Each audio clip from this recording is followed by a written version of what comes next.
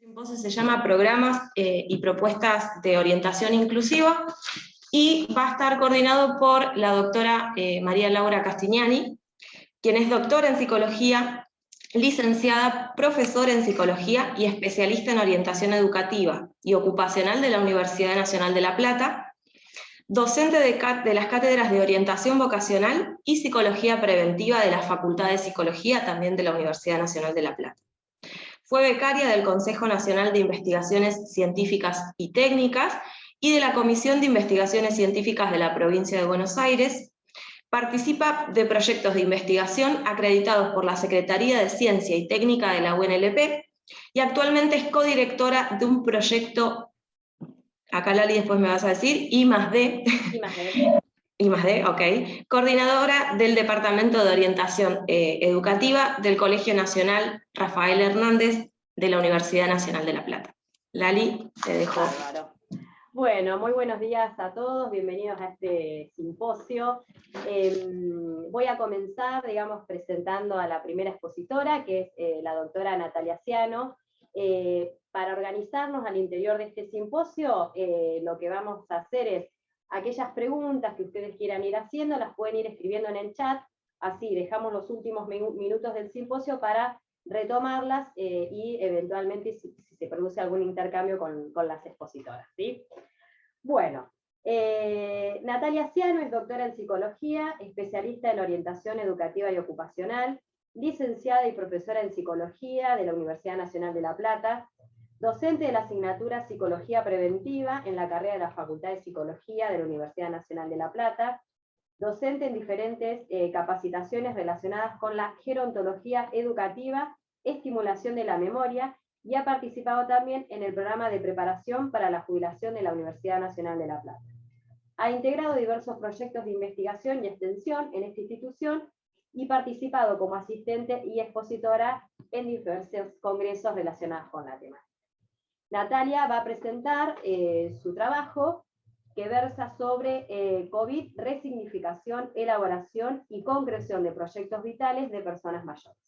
Natalia. Muchas gracias, María Laura. Bueno, buen día a todos y todas. Como dijo María Laura, mi trabajo, mi exposición tiene que ver con pensar y bueno, indagar qué ha ocurrido en este tiempo de pandemia con los proyectos de las personas mayores. Yo realicé mi tesis de doctorado, cuya directora fue Mirta Gavilán, articulando el modelo que ella ha propuesto, el modelo teórico operativo en orientación y el modelo de envejecimiento activo. El resultado de la tesis es una propuesta de proceso específico, que es una modalidad de intervención dentro de este modelo teórico operativo en orientación, destinado a personas mayores. Esto, digamos, es solidario de la ampliación del campo de actuación de la orientación, por eso, digamos, está incluido también en bajo el título de programas o propuestas de orientación inclusivas, ¿sí?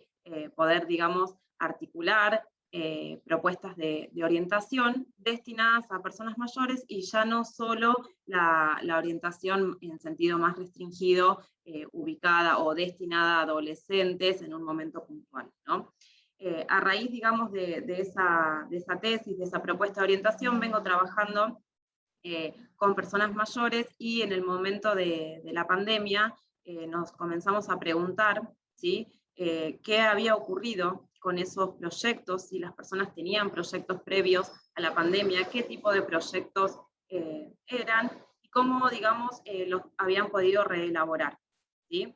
Considerando, por supuesto, que el tiempo, ¿sí? La dimensión temporal en el envejecimiento adquiere características particulares, ¿sí? Ya no estamos hablando del tiempo del adolescente o del joven que se proyecta a largo plazo, sino que es un tiempo, digamos, a corto o mediano plazo, según la edad de la persona, ¿sí? Las expectativas de vida también han aumentado en demasía. Entonces, bueno, digamos, a raíz de esas preguntas que me fui haciendo, fui comparando también con otras investigaciones que se hicieron en nuestro contexto y en otros países, y lo que voy a compartir con ustedes tiene, digamos, son resultados sería como un poco ambicioso, ¿sí? Pero son datos, ¿sí? Que recabé de un grupo de mujeres con el cual tenía contacto durante la pandemia y que además tenía la posibilidad de indagar estas cuestiones de manera virtual, porque no las he visto presencialmente. Bueno, hice esa como presentación, me van diciendo con el tema del tiempo, tengo el power, díganme si se ve, ahora lo voy a ampliar. ¿Lo están viendo? Natalia, sí. Bien. Ahí vamos.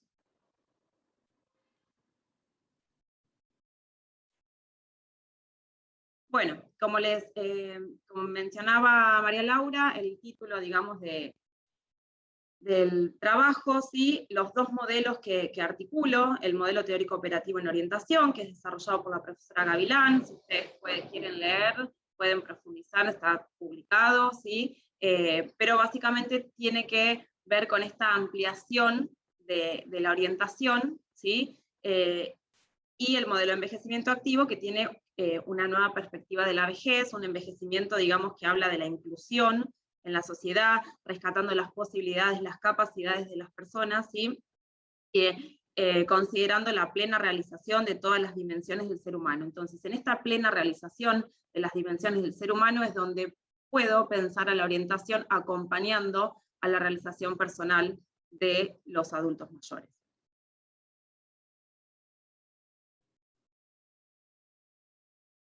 Estoy intentando pasar y no avanza.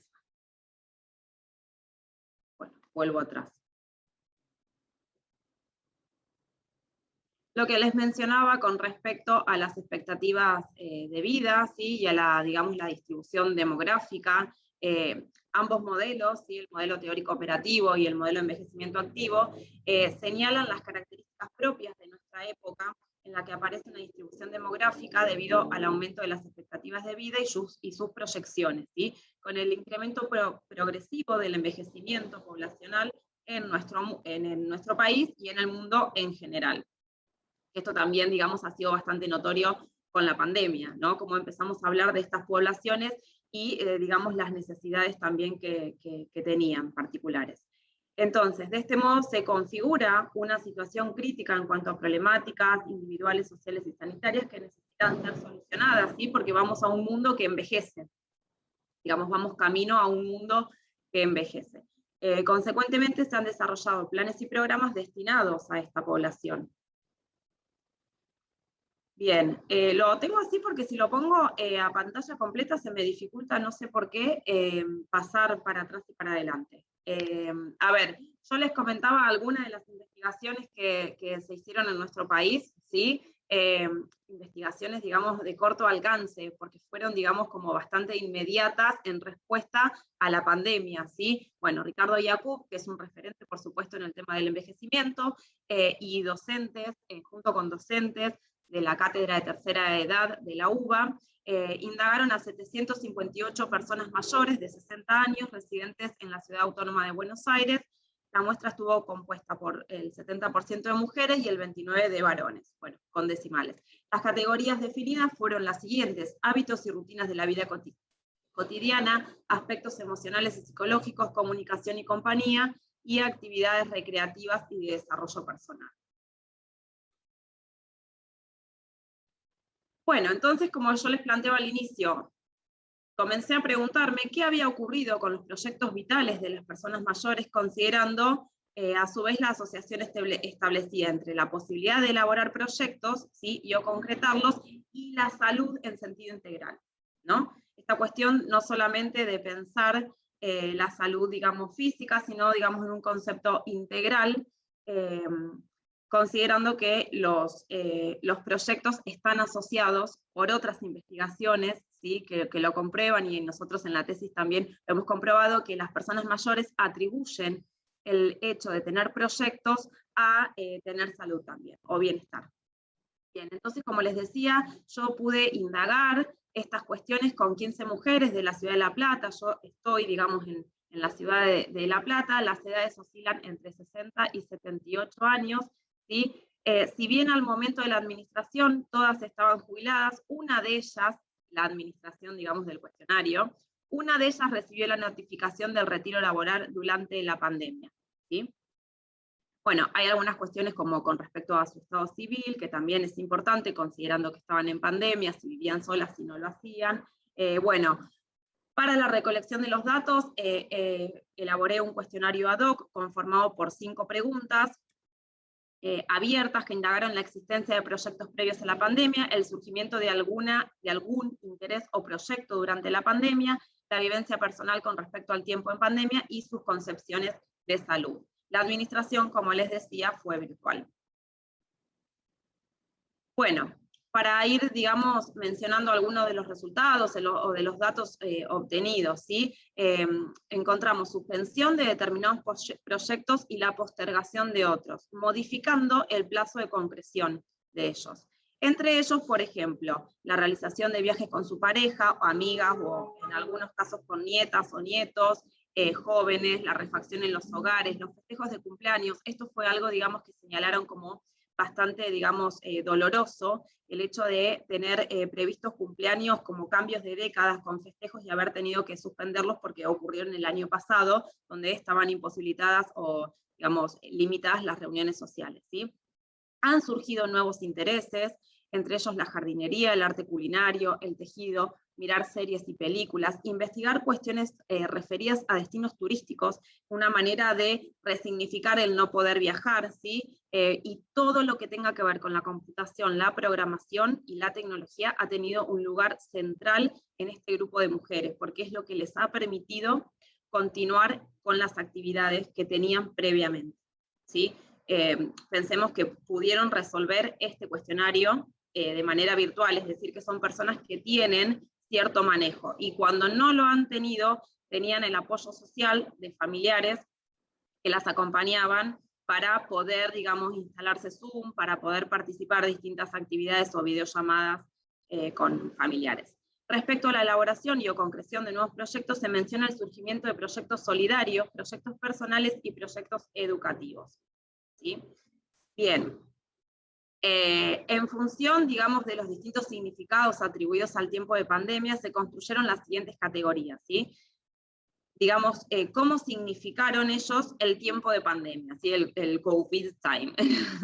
Bueno, tiempo de pausa, ¿sí? Donde quedaron postergados justamente proyectos previos, un tiempo, digamos, de pausa, ¿sí?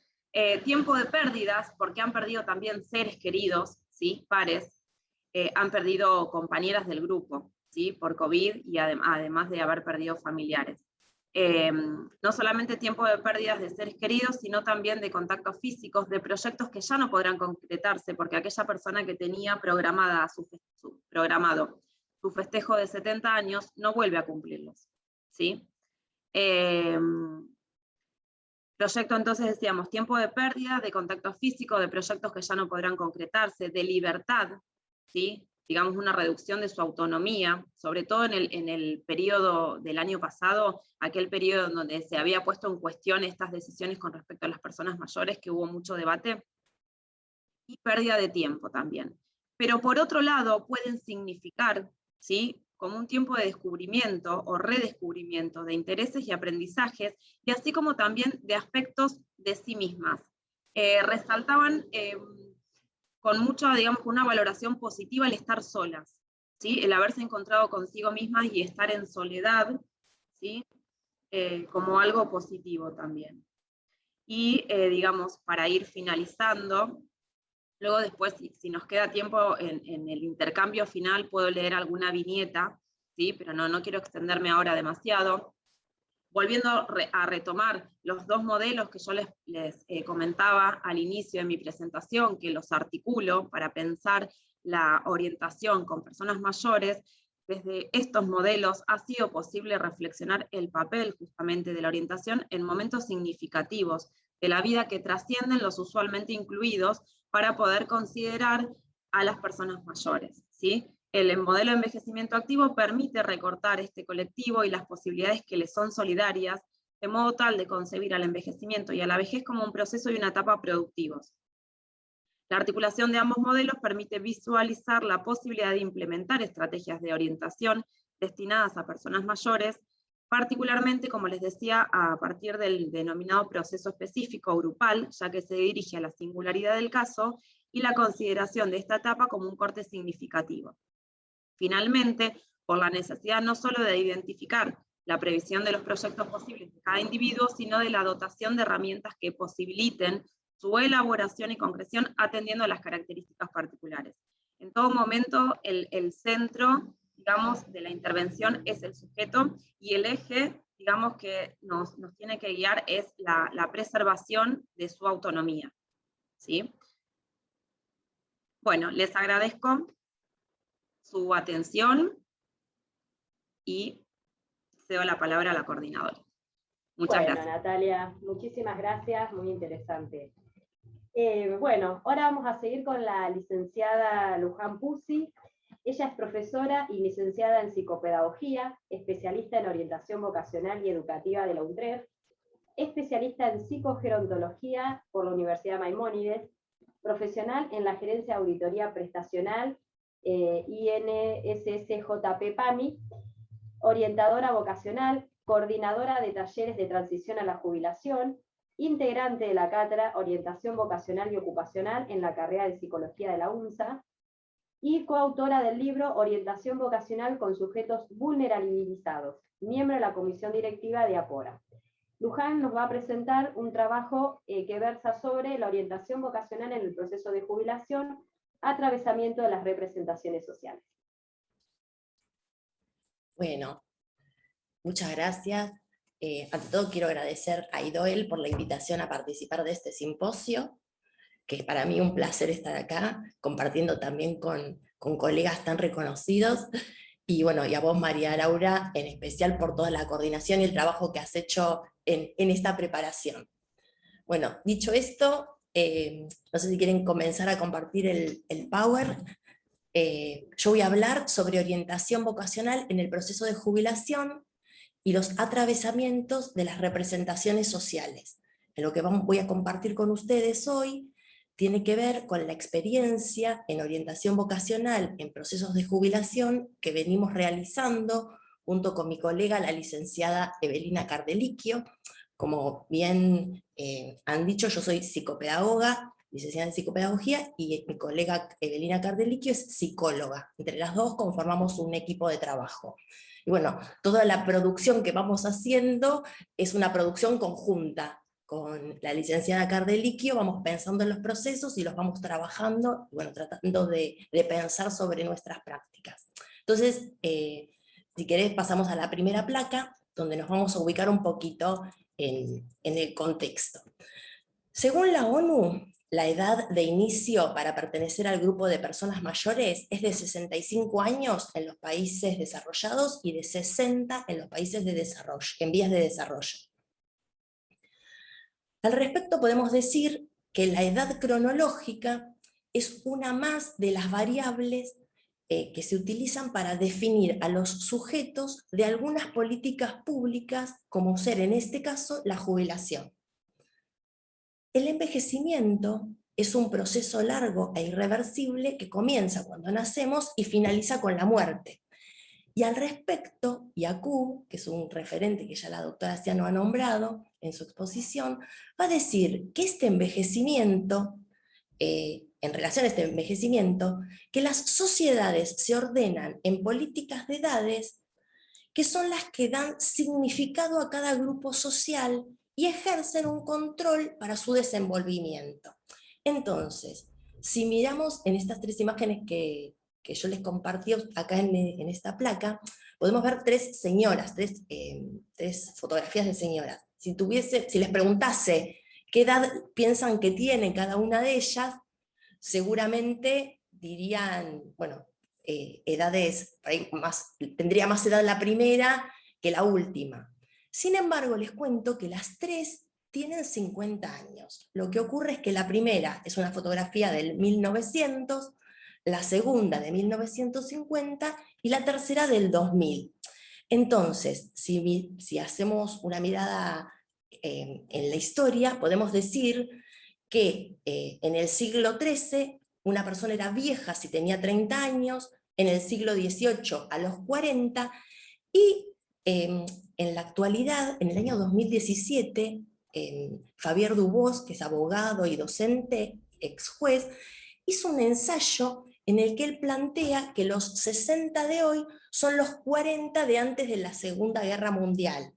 De este modo podemos ver cómo se hace evidente que la vejez es una construcción social que varía de acuerdo a los momentos históricos, políticos, sociales y culturales, a partir de los cuales cada sociedad construye su propia concepción acerca de las edades del hombre, y dentro de estas edades, la vejez. Otra cuestión que no podemos dejar de tener en cuenta es que si bien la estadística ya nos pone como personas mayores a partir de los 60 años, este grupo etario es de lo más heterogéneo. Y en este sentido tenemos que tener siempre muy presente que hay tantas formas de envejecer como sujetos que envejecen. Por lo tanto, en vez de hablar de vejez, sería preferible hablar de vejeces, ¿no? Bien, pasamos a la placa siguiente. A lo largo del curso de la vida, el empleo constituye una especie de garantía de inclusión social y es un organizador en la vida del adulto. Este organizador brinda reconocimiento, ordena la distribución del tiempo, aporta sustento económico, favorece las relaciones exogámicas, puede convertirse en una fuente de valoración y de realización personal, y el rol de empleado forma parte de la identidad del adulto. Entonces, la pregunta es, ¿qué pasa cuando un sujeto se jubila? Cuando se retira del sistema productivo, digamos, ¿cómo se elabora cómo se vive este cambio? Teniendo en cuenta que la jubilación es un fenómeno de la modernidad, porque antiguamente las personas mayores eran quienes aportaban la experiencia, la memoria institucional, el conocimiento, y fue recién a partir de las sociedades que se industrializaron y que los jóvenes comenzaron a hacer la fuerza de trabajo productiva, es que las personas mayores van perdiendo este rol significativo. Y así fue como de a poco se fueron aislando y comenzando a recibir la ayuda de sus descendientes. Pero también ocurrió que con el aumento de la expectativa de vida, se empieza a ver un aumento en la fragilidad de las personas mayores, y se naturaliza la pérdida de este valor social, viéndose limitadas en los espacios de participación e inclusión social. Entonces, volviendo un poquito al tema de la jubilación, podemos decir que la jubilación es un acto, porque se produce en un momento determinado, en una fecha concreta, es el día, por ejemplo, que alguien que trabaja en relación de dependencia, le avisan que ya cesa en su cargo, en su función, está determinado por la legislación, ¿no? En Argentina, por ejemplo, una persona cuando tiene, una mujer, 60 años de edad y 30 años de aporte, puede jubilarse. Bueno, hay algunas diferencias, por ejemplo, con respecto a otras profesiones como la docencia, que se jubilan con menor edad y menos años de servicio, o por ejemplo las fuerzas de seguridad. Pero además de este corte puntual, digamos, y que también acá hago como una pequeña salvedad, ¿no? Que estamos hablando de personas que tienen empleo con relación de dependencia y donde hay un aporte realizado, que hoy por hoy, justo esta semana, escuchaba al doctor Nefa, que decía, bueno, que eso pasa en el 30% de la población en este momento, porque hay una gran precarización del empleo y mucho trabajo autónomo, que tiene otras reglas también. Bueno, pero volviendo al tema de la jubilación, además de ser un acto, también es un proceso, que implica un tiempo de elaboración psíquica, subjetiva y singular, que involucra un antes, un durante y un después de ese acto, y que va a estar muy atravesado por las vivencias, las expectativas, los deseos, las posibilidades y los proyectos que cada una de las personas que están atravesando esta situación experimenten. Pasamos a la siguiente placa. Entonces, frente a esto nos podemos preguntar, bueno, ¿qué puede aportar la orientación vocacional en este caso? ¿No? Porque como bien decían antes, tal vez la orientación vocacional no ha sido pensada, o cuando uno dice para personas mayores, es como que sorprende un poco. Entonces, la orientación vocacional como intervención busca sostener preguntas singulares vinculadas a lo vocacional. lo vocacional como campo en el que se entrecruza lo subjetivo y lo social en la elección de quehaceres. Pero en este sentido también aparecen, como lo planteó la doctora Gavilán en la conferencia inaugural, otras preguntas, más allá del momento vital que se transita, como ¿quién soy yo? ¿Qué quiero para mi futuro? ¿Podré a mi edad comenzar un nuevo proyecto? ¿Es posible volver a elegir? Y entonces, ligada a estas preguntas por el quehacer y los proyectos, también surge la pregunta por la propia existencia y la inquietud frente a este proceso de envejecimiento que se transita. Es dentro de esta propuesta que nosotras con la licenciada Evelina Cardelli que llevamos adelante, que uno de los objetivos en los que nos enfocamos para el trabajo es el de identificar el modo en que ciertas representaciones influyen en la toma de decisiones.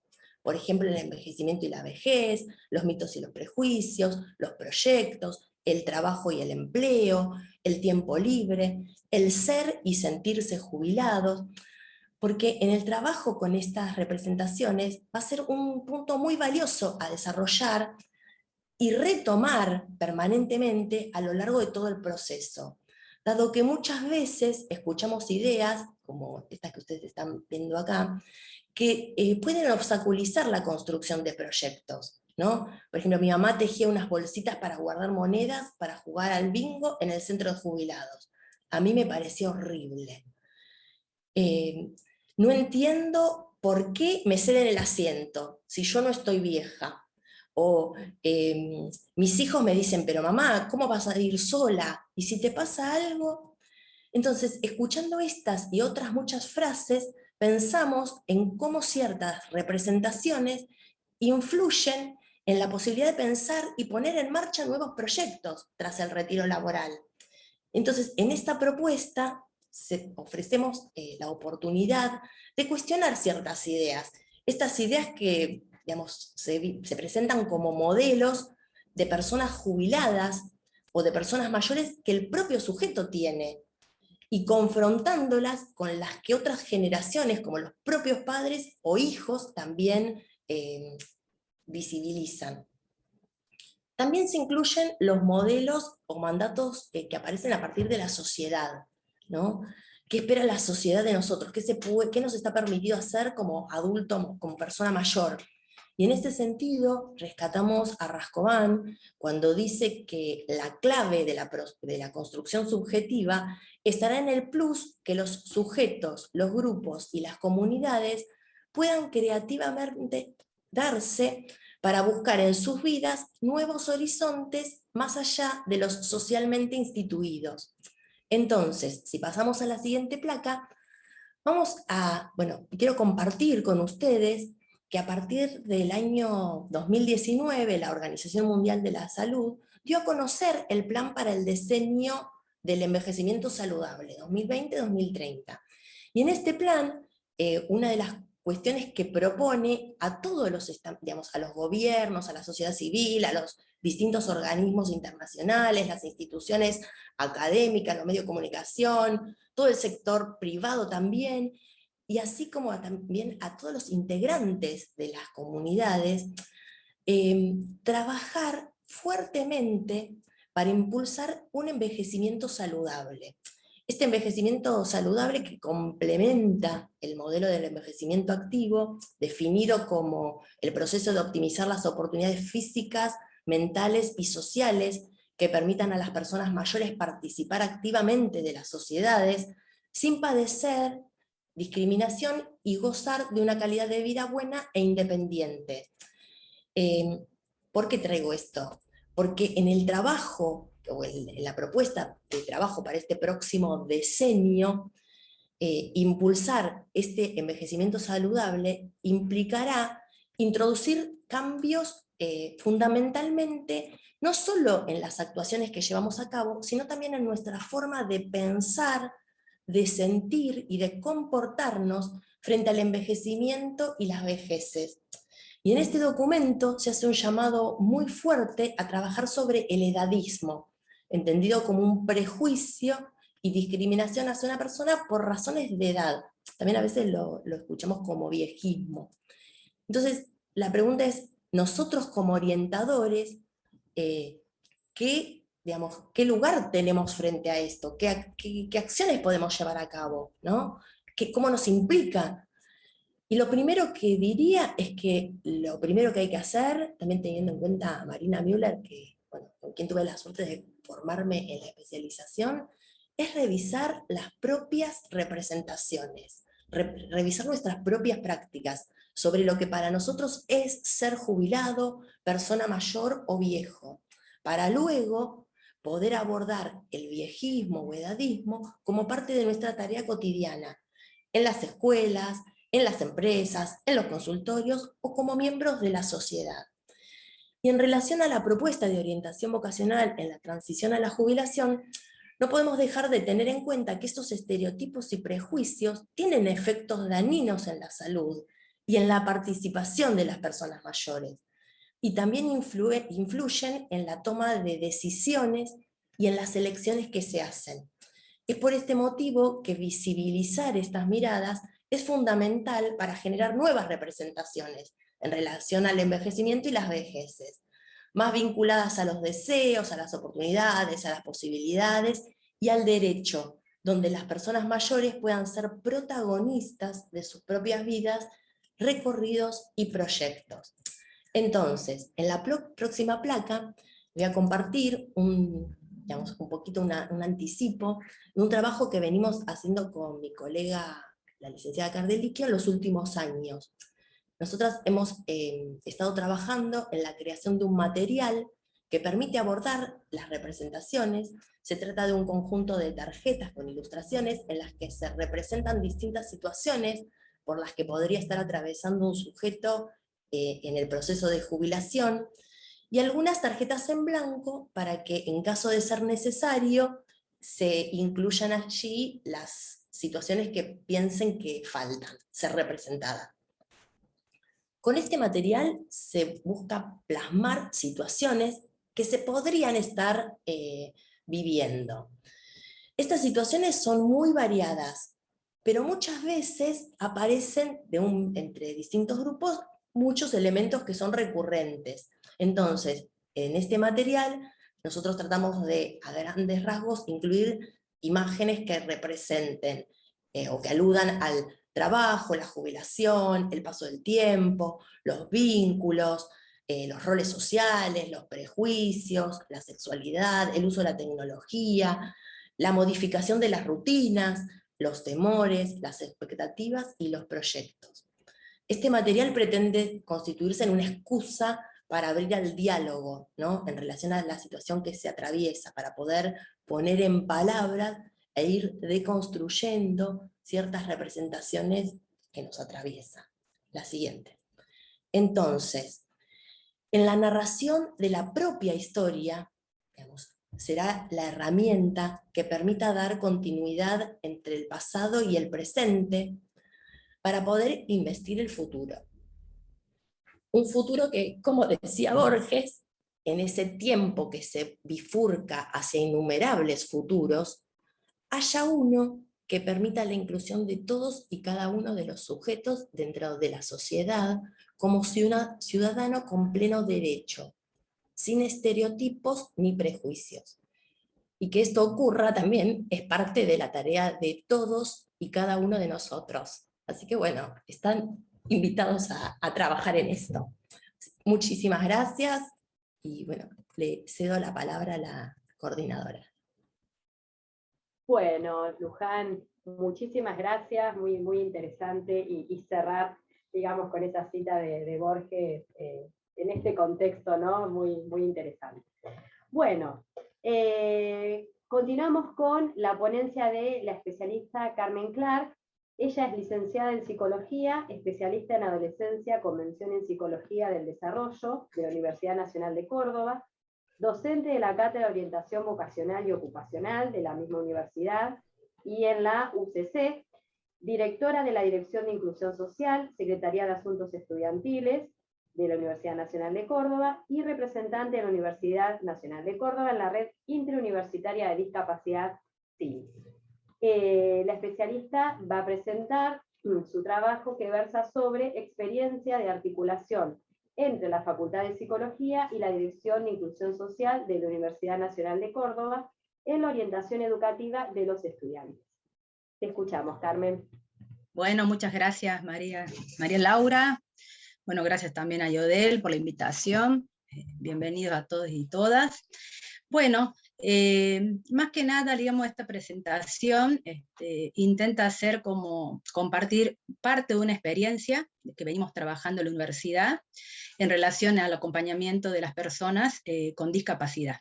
Bien, justamente el objetivo es compartir estas experiencias, estas actividades, algunas actividades que se llevaron a cabo en el año 2020 en el contexto de pandemia. Bien, un poquito para contextualizar, para los que no conocen la UNC, la Universidad Nacional de Córdoba, saben que es una universidad bastante grande. Esta experiencia de articulación se da entre una de las unidades académicas, que es la Facultad de Psicología, ¿no?, en la cual soy docente, y con el área central, que el rectorado, por ejemplo, tiene diferentes secretarías. Una de esas secretarías es la Secretaría de Asuntos Estudiantiles. Dentro de esa secretaría se encuentra, digamos, la Dirección de Inclusión Social. Bien, dentro de la Dirección de Inclusión Social se encuentra la Oficina de Inclusión Educativa de Personas en Situación de Discapacidad, que funciona en el ámbito de la universidad desde el año 2008. Bien, bueno, un poco el tema de la pandemia, creo que se ha dicho mucho también en este congreso, ha sido digamos, un momento y un contexto puntual, pero que continúa, pero que, digamos, nos obligó necesariamente a las universidades. En este caso hablo por la Universidad Nacional de Córdoba, que en general es una universidad, como muchas otras, que estamos como muy focalizados en lo que es lo presencial, ¿no?, con muy poca experiencia en la educación virtual, por lo cual esta pandemia ya por el año 2020 nos obliga necesariamente a pasar rápidamente, ¿no es cierto?, porque no fue como un proceso, sino que fue rápidamente, esta pandemia nos obliga a pasar a entornos virtuales de aprendizaje. ¿Sí?, en general. Y en función de eso también a modificar todo tipo de vínculos, ¿no?, espacios y todas estas cuestiones vinculadas a lo que fue la pandemia. En ese marco, nosotros desde el programa de apoyo y fortalecimiento y mejoramiento de la enseñanza de grado, que es el PAMEG, ¿no?, que es un programa que está a nivel de la universidad en general, que tiene como objetivo justamente fortalecer estas trayectorias educativas de estudiantes, ¿no?, en un trabajo colaborativo entre estudiantes y docentes. Nos vimos en el desafío, digamos, de trabajar con la población con discapacidad, porque de por sí, bueno, no quiero detenerme mucho, pero sabemos que las universidades en general han avanzado muchísimo en políticas de inclusión, ¿no?, han avanzado muchísimo en generar espacios institucionales de acompañamiento, ¿no?, justamente para garantizar los apoyos necesarios para que las personas con discapacidad puedan cursar, ¿no es cierto?, las carreras en igualdad de condiciones, como dice la ley y la convención. Bien, también sabemos que hay muchos obstáculos, que es lo que estamos trabajando todo el tiempo, ¿no?, y que obviamente que el objetivo final y el ideal sería transversalizar esta temática, digamos, en toda la universidad, ¿no? Cuando digo en toda la universidad, no solamente, digamos, desde los apoyos, ajustes necesarios que hacen falta, digamos, para las personas con discapacidad, sino también pensar en todo lo que tiene que ver las actividades de docencia, extensión, investigación, y propiamente los planes de estudio de las carreras, ¿no? Creo que ese es el ideal a llegar. Bueno, en ese trabajo nos propusimos justamente hacer foco en esta población prioritaria, porque para nosotros es una población prioritaria, porque sabíamos que de por sí en la presencialidad ya había bastantes barreras de distinto tipo, digamos, para el cursado de los y las personas con discapacidad, y la situación de pandemia nos llevó a este cambio, ¿no?, tan, como decíamos, de estos entornos presenciales de aprendizaje, estos entornos virtuales que requieren otro tipo de cosas, por lo cual ya anticipábamos que íbamos a tener dificultades con esta población con discapacidad. Así que bueno, de esta manera empezamos a trabajar en este proyecto en articulación con la Oficina de Inclusión Educativa, que es donde se pone a disposición todo tipo de apoyos, ¿no es cierto?, de gratuito para las personas con discapacidad en el ámbito de la universidad. Si ustedes quieren compartir el Power, así vamos un poco siguiendo un poco, bueno, lo que dice el Power. Que es más o menos orientativo, ¿no? Entonces, en este punto, entonces, ¿qué se presenta? La necesidad, digamos, urgente, como digo, el tiempo fue como muy importante, ¿no? Porque fue un tiempo muy, muy rápido de revisar las acciones institucionales concretamente vinculadas a la educación en entornos virtuales de aprendizaje, ¿no? Que no teníamos experiencia más allá que la universidad cuenta con por ejemplo, cuenta con capacitaciones virtuales desde mucho tiempo y sabemos que sí, pero las carreras de grados en general no tenemos esta experiencia, ¿no? Entonces también esto llevó a revisar las políticas de inclusión para los y las estudiantes de la vida académica institucional en este contexto de pandemia, porque si por sí ya la universidad cuenta con todo tipo de recursos, ¿no es cierto?, de apoyo, desde equipos propios de intérprete de lengua de señas para la población sorda, tenemos los centros de producción de materiales accesibles para la población, digamos, con discapacidad visual, ¿no? O sea, equipo de tutores que acompañan las trayectorias en cada una de las facultades, o sea, tenemos todo esto en la presencialidad.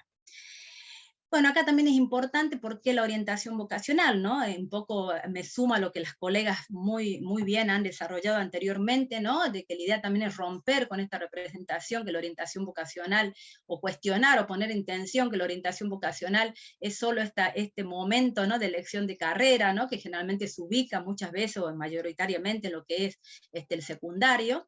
Y sabemos que en la actualidad, y desde el paradigma de la complejidad, teniendo en cuenta todos los abordajes, ¿no? Y sabemos que trabajamos en las trayectorias vitales, ¿no es cierto?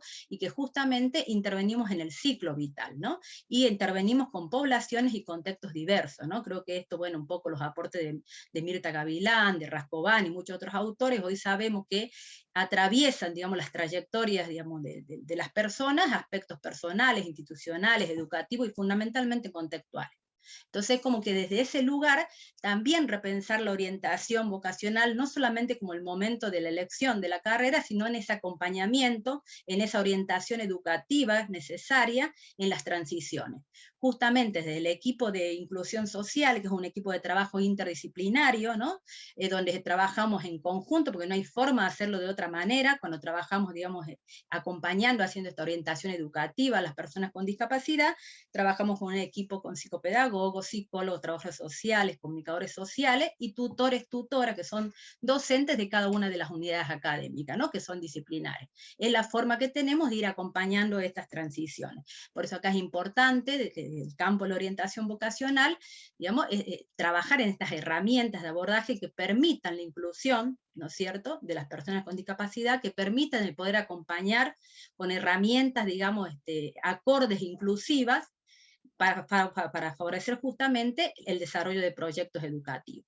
Entonces, dentro del campo de la orientación vocacional, nosotros hacemos foco fundamentalmente en esta orientación educativa desde la perspectiva de los derechos, ¿no es cierto?, porque sabemos que ya las legislaciones acompañan, y muy bien, digamos, el derecho de las personas con discapacidad a acceder a estudios superiores, por lo cual, digamos, desde esa perspectiva es donde nosotros nos anclamos para hacer este acompañamiento, esta orientación educativa.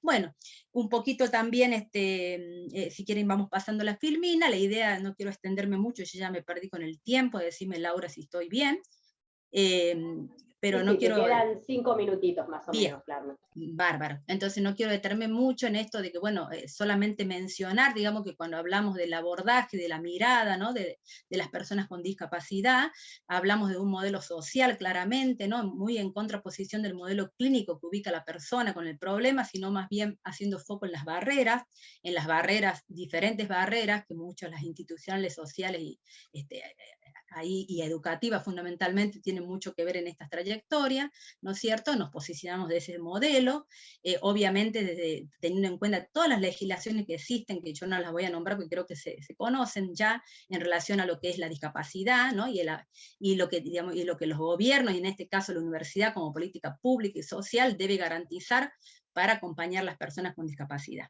Bien, también contarles que la Universidad Nacional de Córdoba ha avanzado mucho en lo que es legislaciones propias en relación, digamos, a las personas con discapacidad. Entonces contamos con una serie de protocolos de actuación, ¿no es cierto?, para la accesibilidad académica, para la accesibilidad de estrategias pedagógicas inclusivas, para la accesibilidad de espacios digamos, comunes, ¿no?, edilicios, o sea que la universidad ya cuenta con normativas propias, digamos, que funcionan para todas las unidades académicas de la universidad. Esto facilita muchísimo la inclusión de las personas con discapacidad y la transición, que es lo más importante, digamos, y que puedan permanecer dentro del sistema.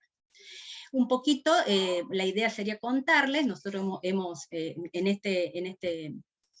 en este año 2020 hemos trabajado con 20 estudiantes de la facultad específicamente de psicología, ¿no? Estos 20 estudiantes, en su gran mayoría, son obviamente estudiantes con discapacidad visual, baja visión y motriz, es lo que hemos trabajado. Acá, por ejemplo, hubo como que hacer un cambio importante en cuanto a las personas, digamos, con discapacidad visual y baja visión, que si bien la universidad ya había avanzado en relación, digamos, a proporcionar, como les digo, el material accesible, ¿no? Editado para que puedan ellos acceder con los lectores de pantalla concretamente, pero ¿qué pasó? Con la virtualidad esto no alcanzó, porque de repente, digamos, empezamos a trabajar en plataformas, las plataformas Moodle, virtuales, que no eran nada accesibles para los lectores de pantalla. Qué sé yo, no quiero extenderme mucho, pero desde un Power que sube un docente, que no es accesible, ¿no? El tema de los foros, por ejemplo, que los estudiantes con discapacidad no podían entrar, entonces quedaban fuera de este intercambio con los compañeros, bueno, y así un sinnúmero de cosas que empezaron a aparecer, que nos llevó rápidamente al equipo completo a repensar estas estrategias. Entonces, por eso digo que fue muy fuerte también esto en las personas con discapacidad visual, ¿no? Y también, digamos, con el tema de lo motriz, ¿no? Entonces ahí vamos a ver que la universidad también en esto fue apoyando con políticas públicas, pudiendo ir avanzando en estos obstáculos. Un poquito el cuadrito que tienen ahí, la idea sería, bueno, como les dije, 20 estudiantes, ¿no? Es importante acá que ustedes conozcan que nosotros trabajamos con la participación plena del estudiante. O sea, nosotros no hacemos ninguna acción sin que el estudiante con discapacidad, digamos, conozca y acuerde y nos dé el ok de esto, ¿no? Me parece que esto es importante porque son a ellos dirigidas las acciones y son ellos los que realmente saben cuáles son los obstáculos que se les presentan. Entonces, siempre primero hacemos una contratación con los estudiantes de todos los recursos que ponemos a disposición. Y de hecho también tenemos profesionales con discapacidad, por ejemplo, tenemos un psicólogo, uno del equipo, que digamos que es una persona ciega, que es el que se encarga de todas las tutorías a los estudiantes con discapacidad en lo que es el lectores de pantalla y cómo navegar, digamos, en los entornos virtuales. Entonces, es como que esto es importante, ¿no? Bueno, el lema nada por nosotros sin nosotros, ¿no? Que es de las personas con discapacidad, es fundamental en esto, porque realmente por ahí nosotros creemos que esto puede funcionar, pero si ellos no lo están chequeando, esto no funciona.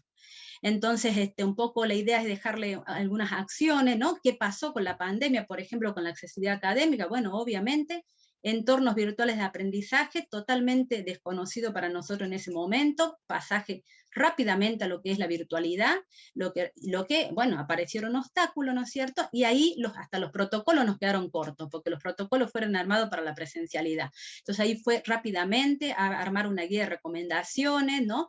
Con la gente, con los comunicadores que fuimos armando, de cómo sortear todos estos obstáculos, tanto para docentes como para estudiantes, porque también hay que decirlo que los docentes se encontraron totalmente desorientados ante esta nueva situación, ¿no? Fortalecer las recomendaciones de la accesibilidad académica, comunicacional, ¿no? Realizar informes conjuntos con docentes y estudiantes para que logren ellos continuar con el cursado, ¿no? Accesibilidad de materiales de estudio y bibliografía, que ahí también tuvimos una dificultad, porque los centros de producción funcionan en las facultades, y bueno, nos cerraron todas las facultades y ahí quedaron adentro toda la aparatología que nosotros usamos tanto para digitalizar como para editar. Bueno, ahí nomás buscar ingenieros en sistema que nos armen los software para poder trabajar de la casa, que fue lo primero que se hizo, brindar un software al equipo de digitalizadores y editores para que continúen con su tarea en el hogar. Esto fue como muy importante, porque si no, no había forma de proporcionarle al estudiante lo que es el material de estudio, ¿no? Y el trabajo colaborativo permanente con los tutores de cada una de las facultades que acompañan a los estudiantes para ver todas las necesidades que presentaba y actuar en el momento, ¿no? Porque el tiempo, como les digo, fue lo que transversalizó, digamos, las dificultades, ¿no? Y aparte se produjo un aumento importante, porque por ahí lo tenían resuelto de otra manera en la presencialidad, los estudiantes con los docentes, pero en la virtualidad ya los vínculos cambiaron, por lo cual ahí nos presentaba, bueno, la capacitación permanente, ¿no? Hicimos una capacitación en clave de accesibilidad para docentes, estudiantes, no docentes, bueno, como para empezar, digamos, a visibilizar más la temática y poder empoderar también a los docentes con estrategia, y la accesibilidad comunicacional, diversificar los canales, empezar a que usen el WhatsApp, convencer al docente que el foro no era la única forma, digamos, ¿no es cierto?, de comunicación, que tratemos de diversificar por las personas con discapacidad Bueno, esto todo se fue resolviendo digamos, yo digo que muy bien.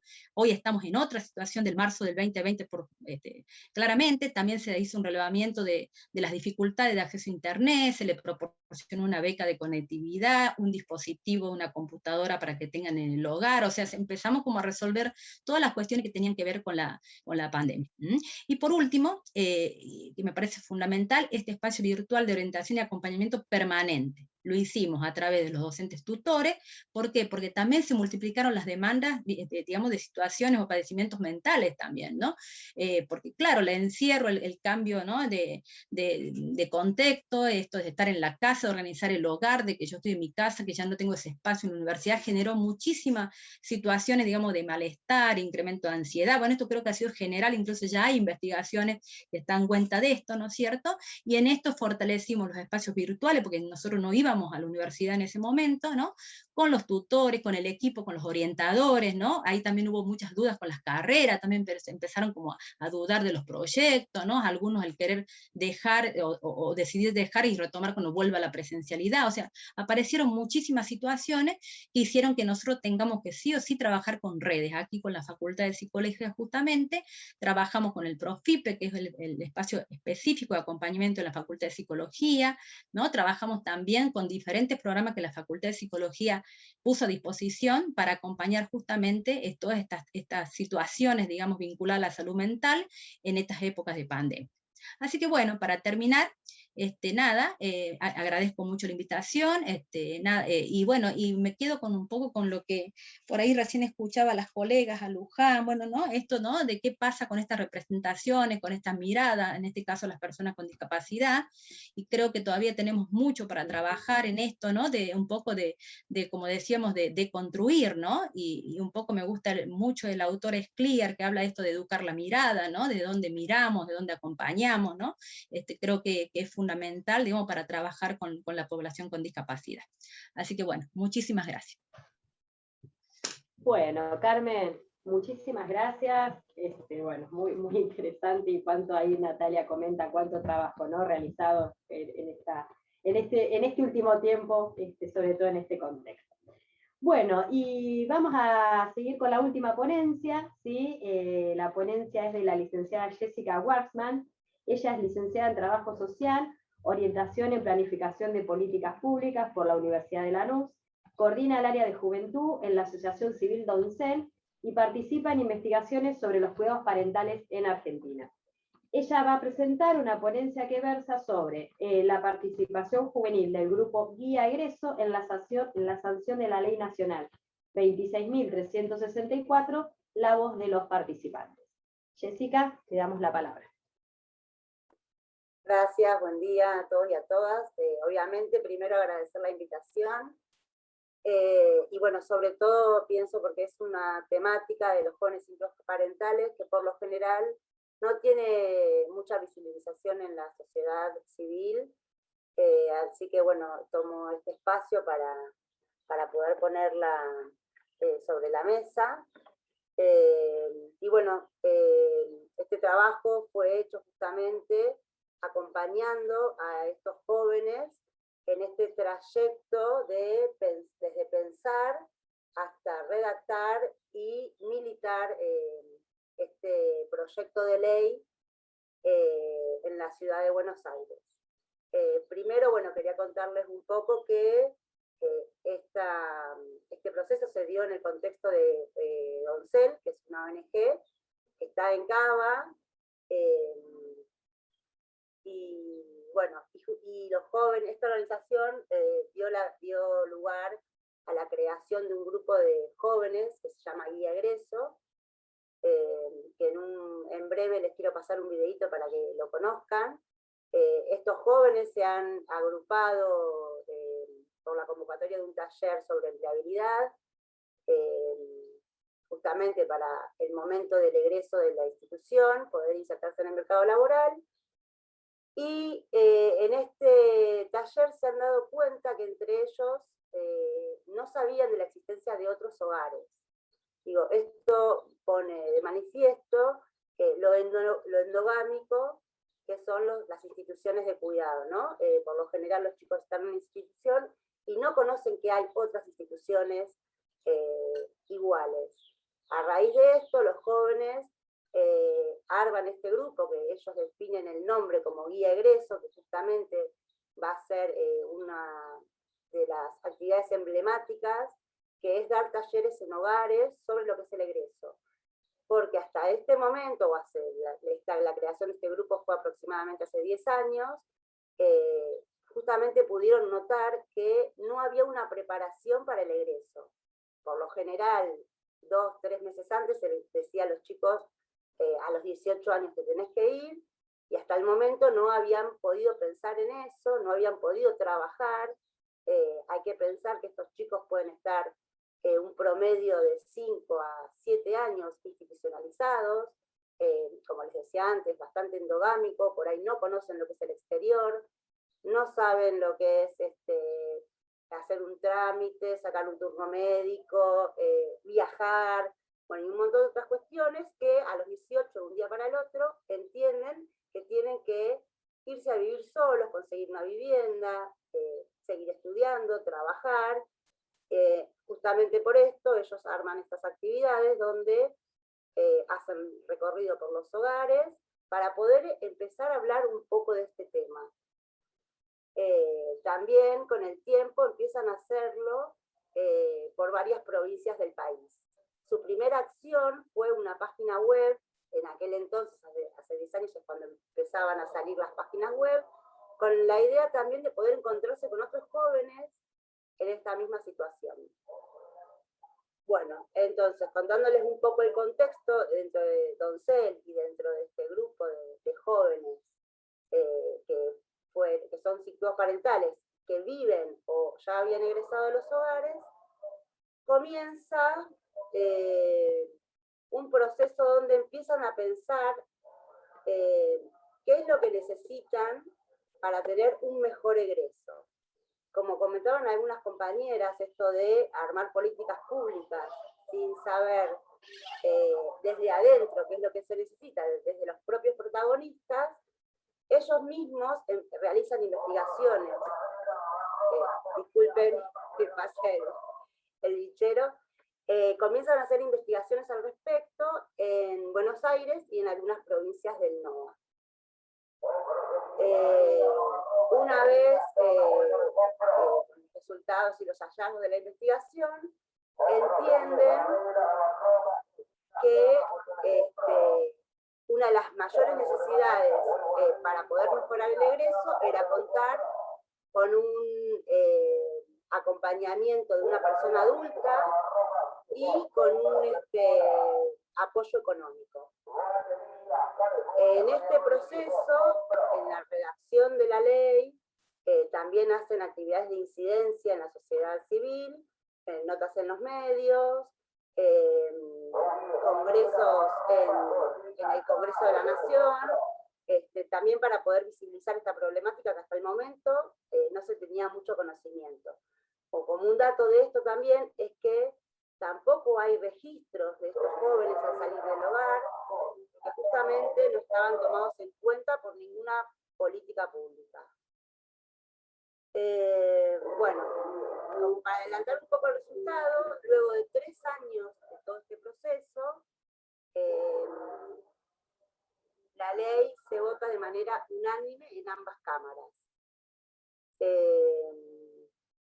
Y se la nombra como una ley inédita en la Argentina y en Latinoamérica, por ser la primera ley que tiene como una figura jurídica los jóvenes psicólogos parentales, y pionera por haber sido llevada adelante por los propios jóvenes protagonistas de esta ley.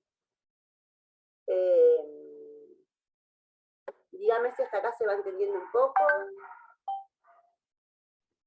Sí, perfecto, Jessica. Bien. Bueno, si quieren podemos pasar el Power así rapidito. Igualmente fui contando bastante de lo que está en el Power, pero como para que se pueda visualizar mejor.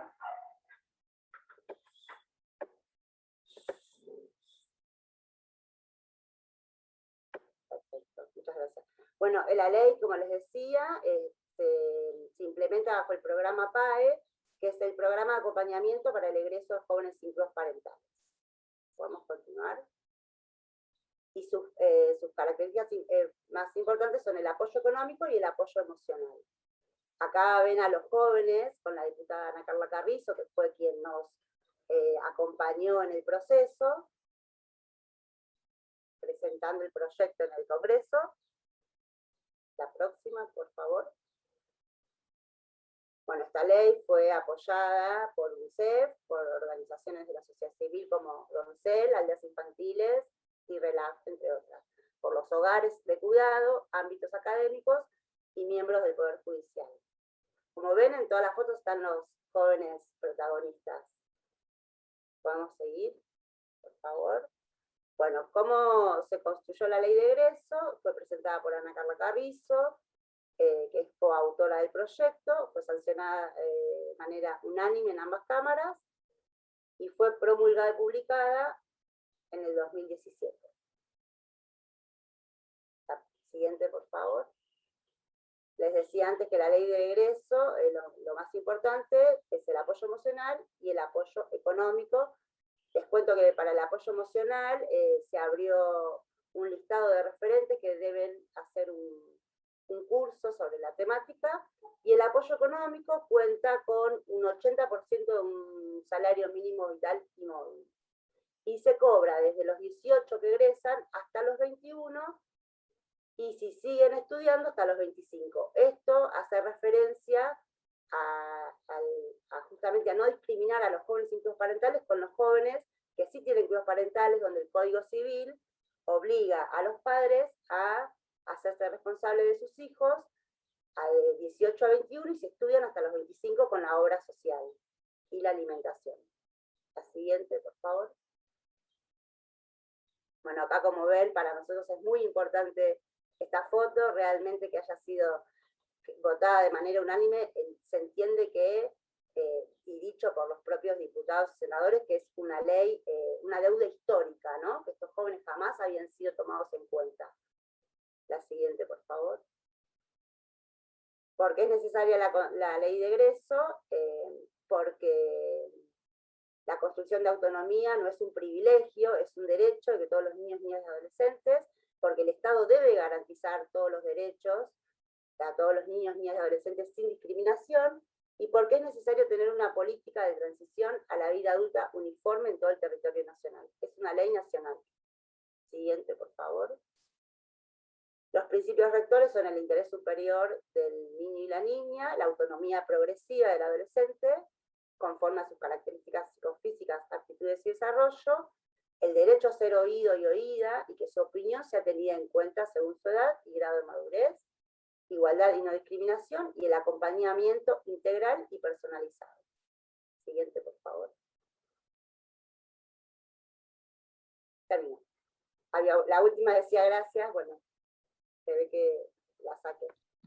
Bueno, digo, esto como para entender un poco la ley, y también me parece importante, justamente nosotros hacemos actividades de difusión en ámbitos académicos, sabiendo que los profesionales por ahí trabajan en las escuelas, universidades, en los hospitales, digamos, en las distintas instituciones, con estos jóvenes, y realmente esta ley no tiene una gran difusión, es el trabajo que tenemos actualmente.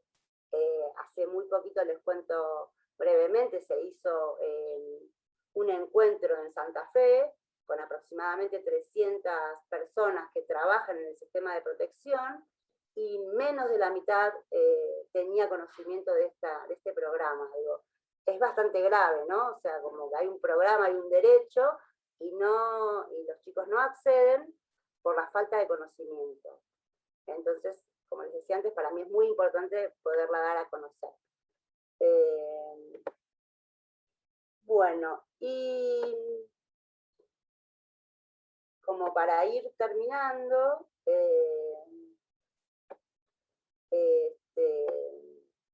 pensaba, ¿no? Cuando me invitaron a poder contarles un poco sobre este proceso, o sea, ¿qué tiene que ver esto con la orientación indagada en las políticas públicas? Y tomé algunos párrafos de María Victoria Ortuzar y Eugenia Ruiz, que creo que estos días las estuve viendo participando de este simposio, y tiene que ver, ¿no?, con cuál sería el aporte de este orientador, y se podría considerar la dimensión social de la práctica orientadora desde el marco conceptual, entendiendo la necesidad de generar prácticas donde lo singular se constituye como marca subjetiva de y en ese colectivo, en el que se encuentra enlazado inevitablemente. Como posibilidad de algo de una posición subjetiva se ve interpelada en su entramado social. Entonces, orientar sería propiciar una intervención donde el sujeto ponga en juego los determinantes sociohistóricos de la época para que su deseo pueda inscribirse como marca singular de su proceso de historización y viceversa. Con esto quiero decir que justamente se ha tomado la singularidad de estos jóvenes y la importancia de su propia historia para que puedan entender que, como decía Eva, donde hay una necesidad, hay un derecho. Que hasta ese momento, como recién escuché a una de las compañeras decir, se cree a veces que el problema, los chicos creían que el problema eran ellos, ¿no? Y con todo este proceso se pudieron dar cuenta que tiene que ver con el sistema, o con justamente la ausencia de un sistema y de derechos que protejan estas necesidades. Por último, si tengo tiempo, me gustaría sí que conozcan a los chicos en un videíto y contarles, van a ver el video subtitulado, que realmente esta ley, por ser pionera, se está tomando como ejemplo en varios países de Latinoamérica, e inclusive nos han convocado a capacitar a jóvenes del sistema de cuidado alternativo en Estados Unidos, y los jóvenes han viajado hasta allá para poder capacitar, porque si bien en otros países tienen un poco más de beneficios para esta población, no tienen en cuenta la participación y la voz de los propios protagonistas. Bárbaro, lo compartimos entonces. Gracias. Este videito es del inicio de cuando se creó el grupo de estos jóvenes.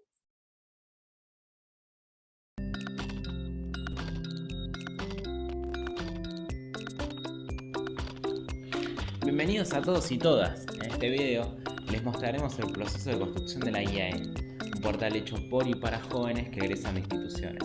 Durante 2 meses nos juntamos a desarrollar una herramienta que nos preparase para la salida y la vida autónoma. Compartimos nuestras experiencias, recordamos qué cosas nos fueron útiles, quiénes nos ayudaron. Bueno, vamos a ver un poco. El logo sí me gusta, porque los otros son medio... Yo digo que sea una barrita arriba con esa así, con los jóvenes, con una salida, digamos. Como que se cae y levanta, pero como que se tropieza, ¿viste la frase, un tropezón no es caída? Fotos reales, o si no, una onda jóvenes pero dibujitos. También está bueno porque tiene que ver con jóvenes. Orientate, informate, armate y al mundo mandate. Sí, me gusta. A mí me gusta. Y mira, por buena onda y chaguán. Como resultado de estos encuentros nació la IAE, un portal, una página para que chicos que estén por egresar o hayan egresado puedan usarla. Lo principal es orientarlos e informarlos a partir de nuestras propias experiencias. En definitiva, acompañarlos. Miren el resultado. Contiene experiencias, historias reales, anécdotas y sobre todo herramientas que pueden facilitarte el egreso. Te brindamos esa seguridad que necesitas para tus entrevistas y te facilitamos la búsqueda de alquileres sin garantía. Si sos menor de edad y no puedes trabajar, también vas a encontrar información sobre talleres y cursos para capacitarte. Te damos alternativas para terminar el colegio. Podés aprender a venderte para obtener ingresos a largo plazo, convertir tus debilidades en ganancias, ¿por qué no un ahorro y mucha data más? Te recomendamos explorar y navegar la página, ya que hay mucha información. Es importante que nos mandes tu historia, así aportás tus experiencias y anécdotas y seguimos sumando. La idea es que si te sirve esta página, se la recomiendes a tus amigos para que más jóvenes puedan utilizarla.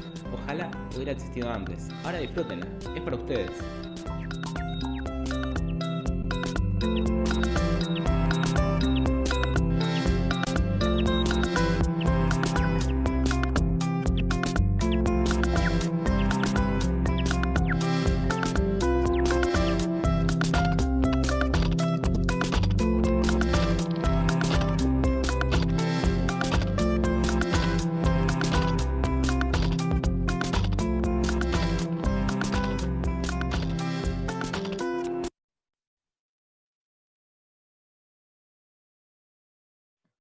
Gracias, Lorena. Bueno, bueno, qué interesante, Jessica, y justo cerrar con, bueno, como vos hiciste mucho hincapié, ¿no? La voz de los protagonistas, ¿no? De los jóvenes. Así que, bueno, muy interesante las 4 ponencias.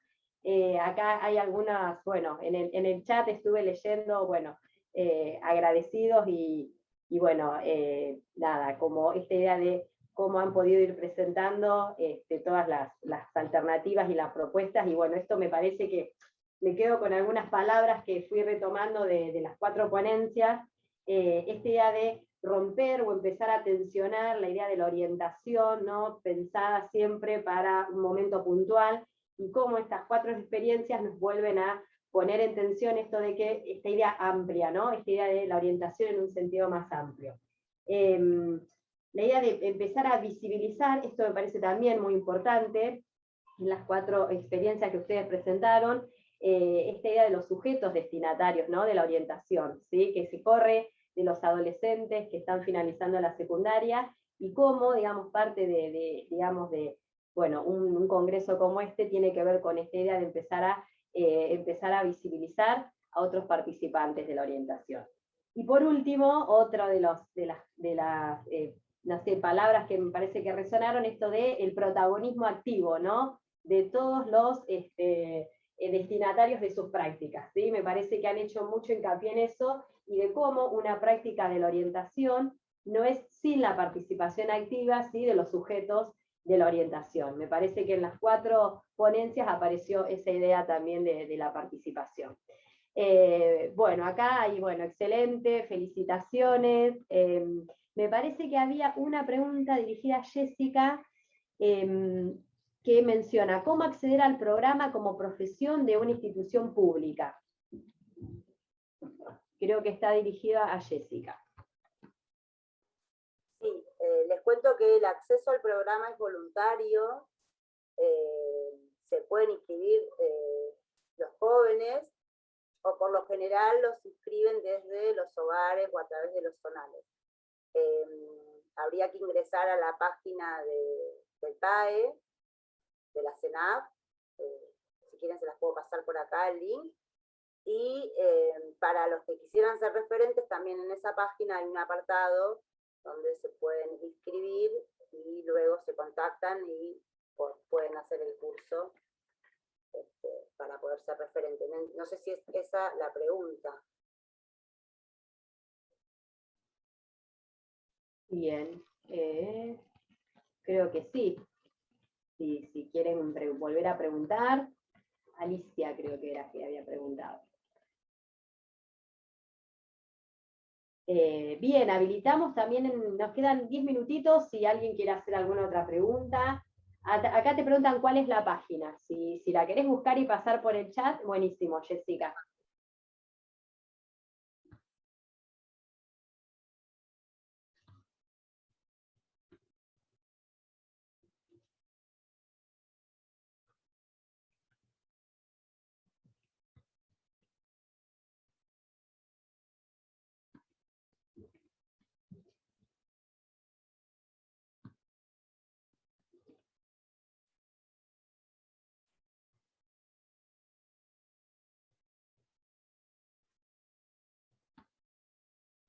Bueno, si no hay ninguna pregunta, no sé si las expositoras quieren comentar algo como para cerrar, y si no, bueno, ya damos cierre a este hermoso simposio. Ahí creo que hay una pregunta, me parece que recién. Ahí está. Escriban. Sí, preguntan si tiene sede solamente en Buenos Aires. ¿De sede para mí es la pregunta? Sí. Es un programa nacional. Bien. Y pasé el link. Ahí pasó el link, Jessica, sí. Porque también, de por ahí, si suma, es que lo que es el apoyo económico es de los recursos nacionales, y digamos, la contratación de referentes es a nivel provincial. Bien. y también, digo, si quieren conocer un poco más esta temática y cómo funciona, bueno, obviamente poder acceder a las redes y a la página de Doncel. Perfecto. Bien. No sé si me parece que Luján quería comentar algo. No, que no recordaba desde cuándo se había puesto en vigencia. Se reglamentó en el 2018, por lo tanto tiene 4 años, este año festejamos 4 años de la ley, pero en realidad hace 2 años que se implementa y todavía hay mucho trabajo para que tenga una implementación plena. De hecho, Doncel y los jóvenes de la guía de egresos siguen trabajando en lo que es el monitoreo de esta política pública. Claro.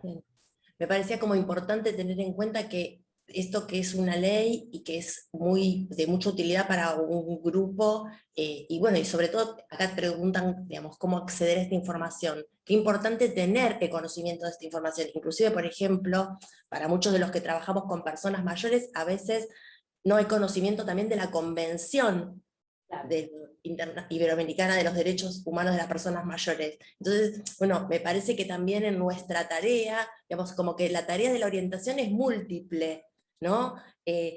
Digamos, ser transmisores de ciertas informaciones que enriquecen a la tarea de otros colegas, en el intercambio, digamos, enriquecer nuestras propias miradas con lo que otros nos aportan, y bueno, y también hacer conocer a las personas estos beneficios, estos derechos a los que pueden acceder, digamos, para mejorar su calidad de vida, y sobre todo fíjense que en todo esto siempre estamos hablando de lo mismo, ¿no? De la posibilidad de participar, de ser escuchado, de estar incluido en la sociedad, ¿no? Está una sociedad para todas las edades.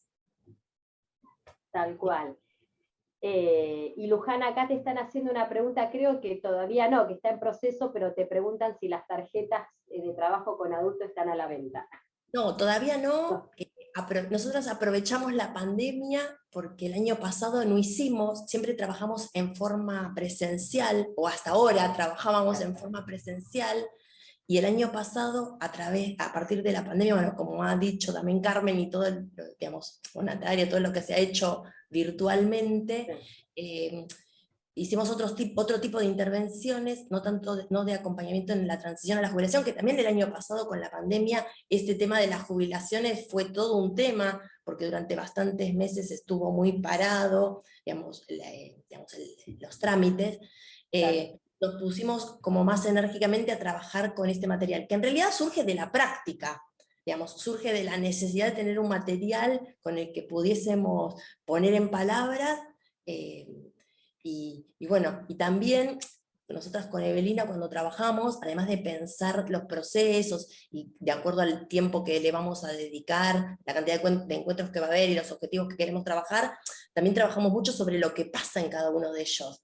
Nosotras por el momento es una actividad que se hace de manera privada, a diferencia por ahí de las que yo sé que, por ejemplo, Natalia, la doctora Ciano hace en la universidad, digamos, como que el contexto es distinto.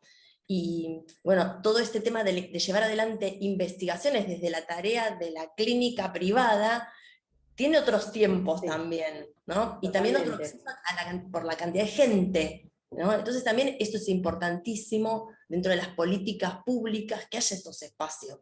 Y bueno, sé que lo hacen en la Universidad de La Plata, y bueno, y en otras universidades también, y me parece que es muy importante que eso ocurra. Nosotros ahora tenemos presentados varios proyectos en obras sociales, que bueno, antes de la pandemia estaban ahí ya pendientes de salir, pero la pandemia hizo que todo... Paró todo. Pero bueno, ya les vamos a avisar cuando estén disponibles. Perfecto, Luján. Bueno, ya nos enteraremos, avisanos, Luján. Sí, seguro. Acá Natalia, me parece, menciona lo que vos decías recién, Luján, dice que el año pasado lo hicimos virtual y surgían cuestiones muy interesantes a jubilarse en pandemia. Claro, totalmente. Lali, tengo un videíto que me acaban de pasar. Sí, dale, para pasar. No. Exacto, bárbaro, Lore. Vamos a ver si sale, porque esto lo tengo en WhatsApp. Ahí va. Esperen que ahí está compartiendo. Existen 2 años en los que tu vida corre más riesgo que en cualquier otro. El primero es el año en el que naces, por todas las posibilidades de enfermedades, etcétera, que ponen en riesgo tu vida. El segundo año es el año en el que te jubilas, porque si has dedicado toda tu vida, o bueno, 20, 30 años, a un trabajo, pero toda tu vida se volvió ese trabajo y de pronto solo eras proveedor y todo tu tiempo se dedicaba a eso, una vez que ya no tienes el trabajo y ya no tienes muy claro qué haces en este mundo, corres un grave riesgo de enfermar y morir. Esto se ha observado en muchas ocasiones. Las personas tienen la capacidad de viajar un rato, de arreglar sus casas, de hacer ciertos planes que tenían, pero después ya no saben qué están haciendo aquí, y es ahí cuando corren riesgo.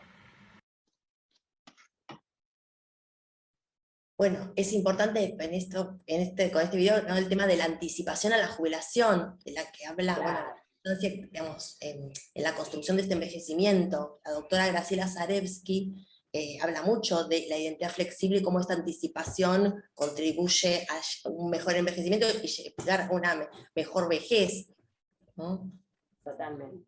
De esta idea, ¿no?, que siempre trabajamos, sobre todo desde lo preventivo, desde la promoción de la salud, ¿no? Me parece que eso es fundamental. Sí, la asociación de la salud desde un enfoque integral con los proyectos. El año pasado, bueno, yo lo comentaba recién en el chat, hicimos una propuesta, unos talleres de preparación para la jubilación desde la Facultad de Psicología de manera virtual, por Zoom, con lo cual volvemos a insistir, accede solo la población que tiene acceso al Zoom o que tiene un apoyo que le hace de soporte tecnológico, una nieta, un nieto que lo conecta, ¿no? Pero surgía esta cuestión de quizás haber dispuesto, ¿sí?, previamente algunos recursos o digamos, estrategias para prepararse al momento, pero ese momento ocurre en un contexto de pandemia, en donde quizás lo que estaban proyectando se veía, digamos, interrumpido o postergado. Entonces, bueno, digamos, eso también nos contextualiza en otras vicisitudes o, digamos, u obstáculos.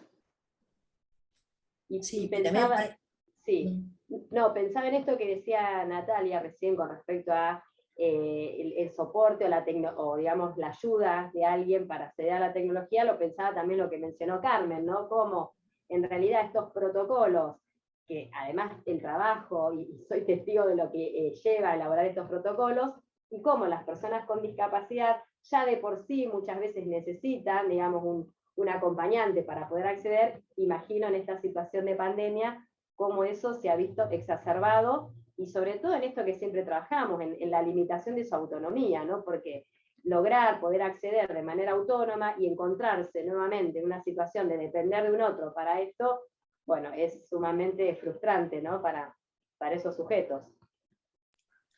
Sí, claramente, Laura, lo que estás diciendo, un poco nosotros lo vimos con esto de las plataformas virtuales. Vieron que, bueno, en la universidad por lo menos empezamos todos los docentes a trabajar con estas plataformas virtuales, que siempre la teníamos de antes, lo que pasa que antes era para información, ¿no? Estaba la presencialidad.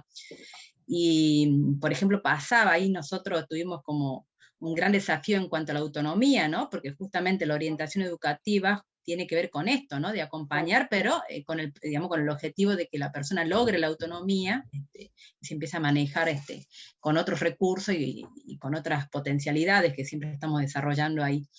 Y ahí, por ejemplo, nos pasaba, que esto es lo que por ahí no hacía mucho ruido, que con los foros, vieron que están los foros, ¿no? Sí. Que los docentes pedimos esto de las actividades en los foros, ¿no? Bueno, por ahí los docentes lo pedimos, y había, bueno, un estudiante con discapacidad específicamente que se apoyaba en una compañera, le pasaba por mail lo que ella opinaba en relación al tema, la compañera le subía el foro, o sea, fíjense cómo uno, bueno, como docente por ahí esto uno no lo dimensiona, ¿no? Sí. Y todos estos obstáculos que esto no se daba en la presencialidad, y ahí por eso empezar a trabajar para diversificar los canales de comunicación, y también con todo con toda esta resistencia también, ¿no? Porque bueno, el aula virtual es lo institucional, es lo que hay que usar, ¿no? Y por ahí, bueno, pero podemos ver un Facebook, veamos un WhatsApp, veamos, ¿no? Que fue como ir trabajando justamente para devolver esa autonomía que tenía previamente a la pandemia el estudiante con discapacidad. Claro, totalmente. Bien. Acá Silvia pregunta, ¿hay profesores de ciegos en el equipo de inclusión, Carmen? En el equipo de inclusión tenemos una profesora, digamos, no de ciegos, sino de educación especial, ¿sí? Pero la población sorda, que nosotros tenemos una población sorda importante dentro de la universidad, tenemos el equipo de intérprete de lengua de señas, y la coordinadora de ese equipo es de la población sorda, ¿sí? Que es ella la que garantiza que realmente, digamos, la accesibilidad, o sea, que es la que acompaña a las ILS, cuando hacen el acompañamiento de la población sorda, de que realmente se esté llegando, se esté entendiendo, y ella es de la población sorda específicamente, y esto lo tenemos a través de un convenio con Cresco Más, que es la fundación en Córdoba, digamos, que nuclea a todas las personas de la población sorda.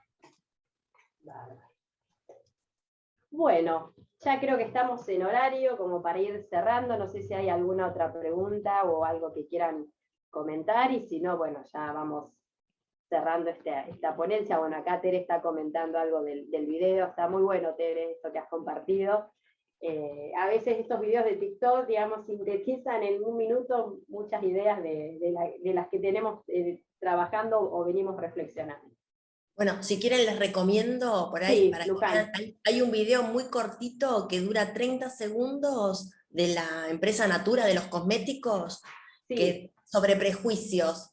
Y está Bien. buenísimo porque, digamos, tiene en cuenta distintas edades. Y bueno, y lo último que digo es que cuando uno habla de personas mayores, como decía al principio, la estadística pone 60 en adelante. Nosotros con Eve nos enfocamos mucho en el trabajo en la transición a la jubilación porque como que nos gusta, pero cuando uno piensa en de 60 en adelante, uno puede pensar la orientación en la transición a la jubilación por un lado, pero después hay otras cosas que se pueden hacer para acompañar en la construcción de proyectos en otros momentos, más allá de la transición a la jubilación. Claro. Entonces, bueno, esto de la orientación a través del curso de la vida es una, no sé, es como, a mí me apasiona. Sí, está buenísimo, está buenísimo. Bueno, muchísimas gracias a todos por acompañarnos en este simposio. Bueno, muchas gracias acá a las expositoras por la dedicación, por el aguante de cuando íbamos ahí organizando, pero bueno, ha sido un placer, y bueno, y acá agradecer a mis compañeras y compañeros que han hecho el apoyo logístico, ¿sí? Que tengan un buen día, y bueno, nos estamos encontrando, recuerden que hoy a las 13 es el cierre, y a las 6 de la tarde se hace un café virtual como para, bueno, cerrar, y si hay algunas dudas o inquietudes que quedaron, como para compartir, sería el pasillo que hacemos en lo presencial, bueno, lo hacemos en este café virtual, así que están todos invitados. Bueno, muchísimas gracias. Gracias a ustedes. Muchísimas gracias. Adiós. Abrazo. Gracias. Chau, chau.